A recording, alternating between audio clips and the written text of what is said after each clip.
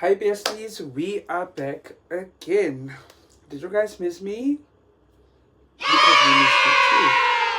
Okay bestie, in today's video we're going to talk about Matric results, life after Matric. Most of you guys are definitely going to be seeing this video in January, and that is totally okay. But now let's get into what do your marks actually mean. Like, you know how sometimes people are saying, I have a bachelor's endorsement. What does that mean? I have a diploma. What does that mean? What does it actually mean, and what does it mean for your future? Can you do everything you've always wanted to do, or can't you? What does it mean if you got 100%? Does it mean you've been getting 100% all along? Well, stay tuned because that is what we are covering in today's video. But before we get into it, bestie, please subscribe, like, and comment what you'd like us to talk about in the next video. Bestie, let us get into it. Okay, bestie, let's get right into it, and I will tell you how do you get a higher certificate, how do you get a diploma, and how do you get a bachelor's in degree endorsement, because everyone's like, I got a bachelor, and what does it actually mean for you? Now let's start with the higher certificate. For all these 3 endorsements I'm about to mention, you need to have passed 6 out of the 7 subjects that you do. Okay?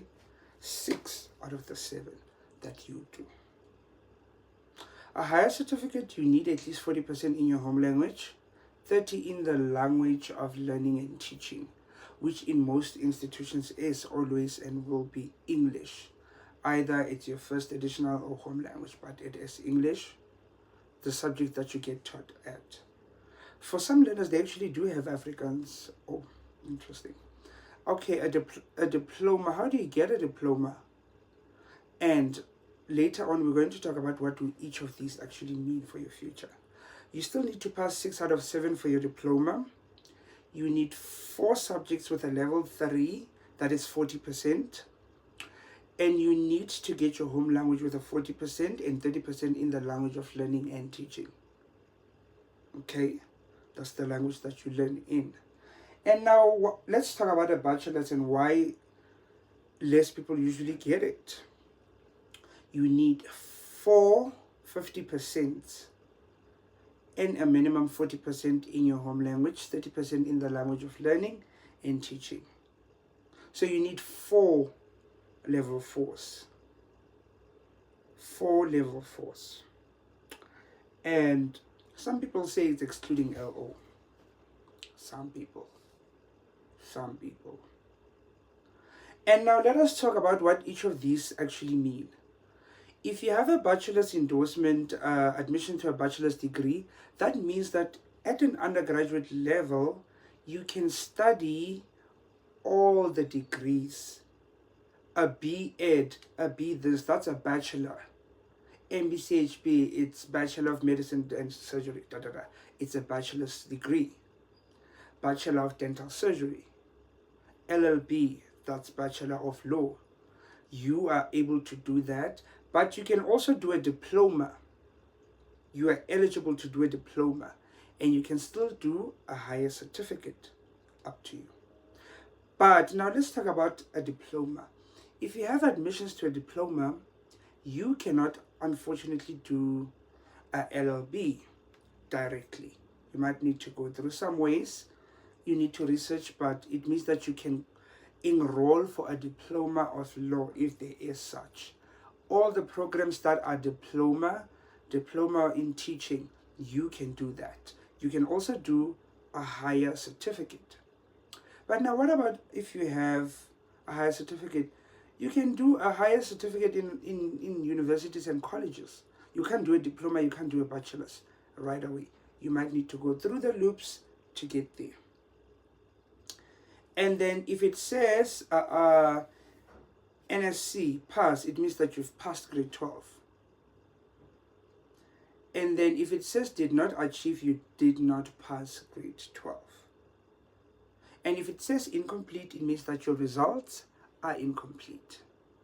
And you will see that when your results get in, but that's usually in instances where there were students who maybe had a problem with the paper. They're still investigating, but rarely do you see people get the word incomplete in their results. We've spoken about that, but now let's talk about how do they actually calculate your final mark. Remember that term 1 to 3 is your SPA, and that is 25% of your final mark. So it's 25 plus the examination, which counts 75%. These two combined make exactly 100. They make up 100. So now, how do people actually get 100%? Are they getting 100% from term 1 till term 4? Maybe. You know, some learners actually do get 100% through and through, right? Let us reduce this, right? Okay. Some people do get 100% through and through. But then there are those, actually, let me tell you something. Bestie, if your SPA is 70%, and then you score an 80 in the exam, just the exam on its own, they are going to give you that 80%. You did not hear it from me. You did not hear it from me. That is how some people are able to score 100% in a subject. Especially in a subject where you're like, you're likely to make a 1 mark mistake here. Let's talk about it. So if you get full marks in your paper, or you get 299, then you do get 100%. So that one, it's not even the teachers that do it, bestie. They don't have control over that. It just happens. The system just prints out, oh no, we're cancelling that SBA. We're cancelling that. This, because remember, if your SBA is 70, you get 81 in the exam. This is going to drop down your final mark. You're going to have a 76, 7 there. Not a distinction. Not cool, right? So we love this system. Okay, right? Doesn't it make sense, right? We like it. Okay. And now let us talk about what to actually do, because remember this level 1 to 7.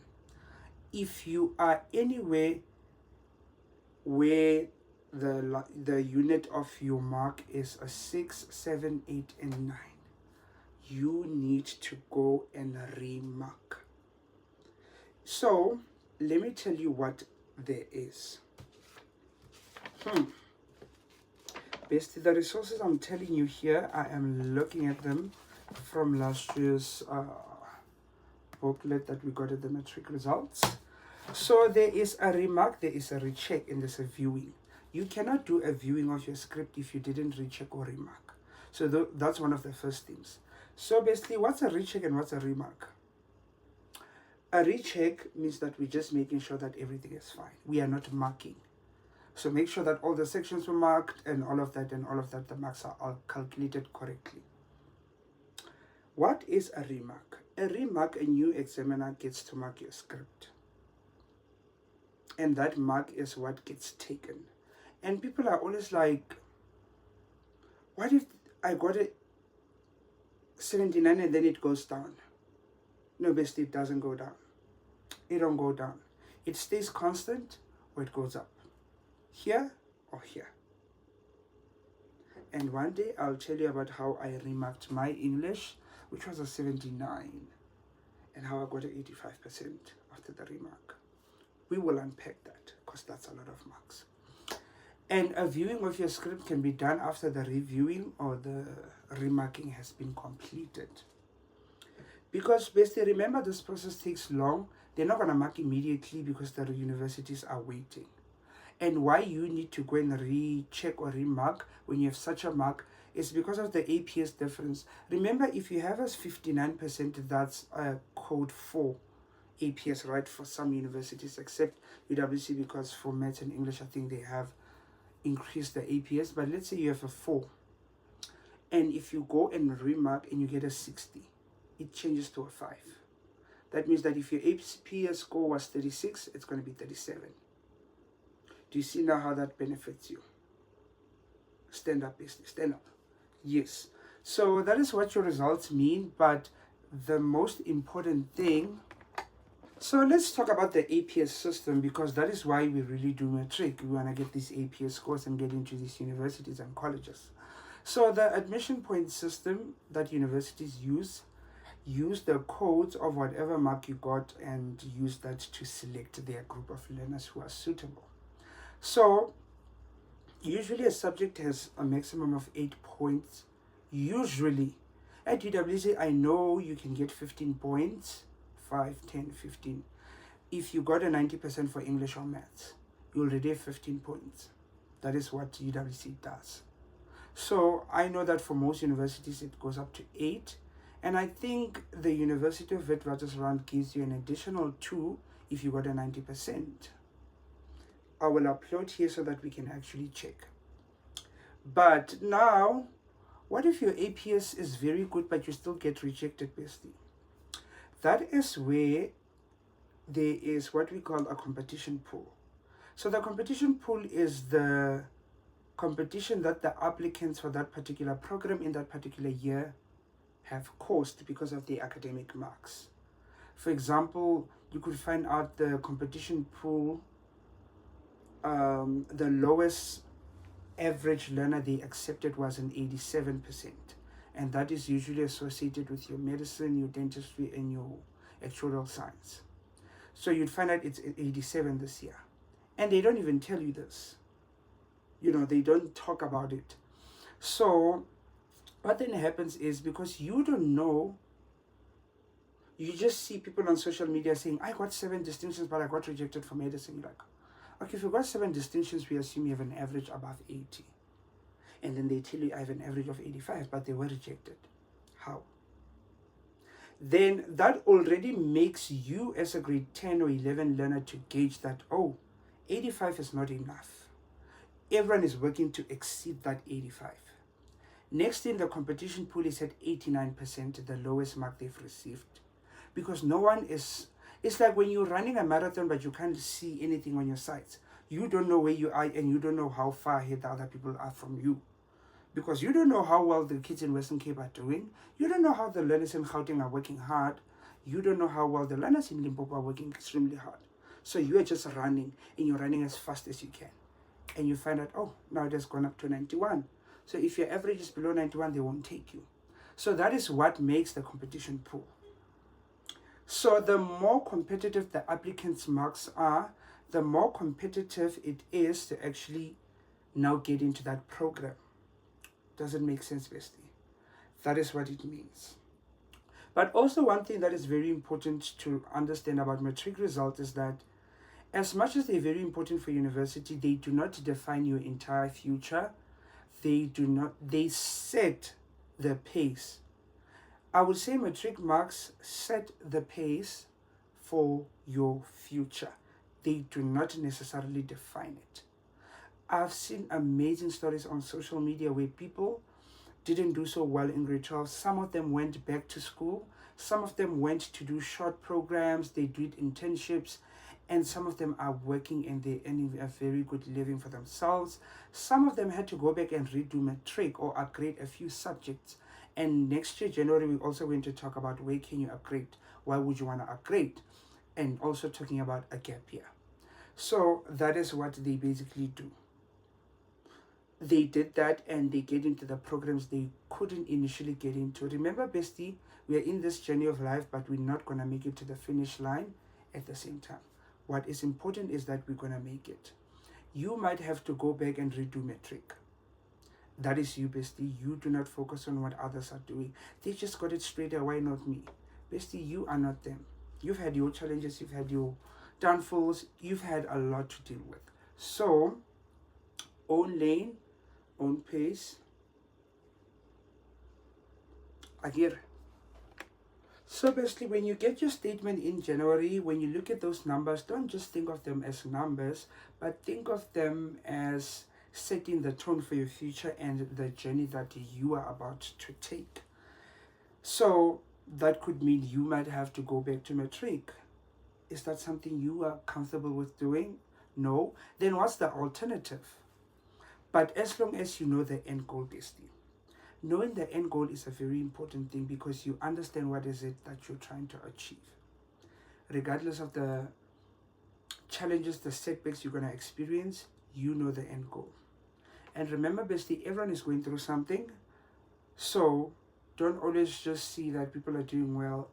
They had to put their blood, sweat, tears. And remember, just because you put in your blood, sweat, tears doesn't mean that the results will always come good. Some things happen in life that distract us, family issues, personal issues that delay or affect our performance as people. Like you wouldn't expect a learner who just lost their parents to perform the same way they did because they are mourning. So there are things like that that you still need to be aware of. But bestie, from me, good luck. Let me know how those results come. In the next video, we're going to talk about opportunities that are out there that you can get with your matric results. TVET, college, university, private education, or going abroad, or even going into the learnership, internship, workforce. We are going to talk about that, but also we are going to talk about when is it okay to take a gap year and when is it not. Okay, bestie, until then, bye.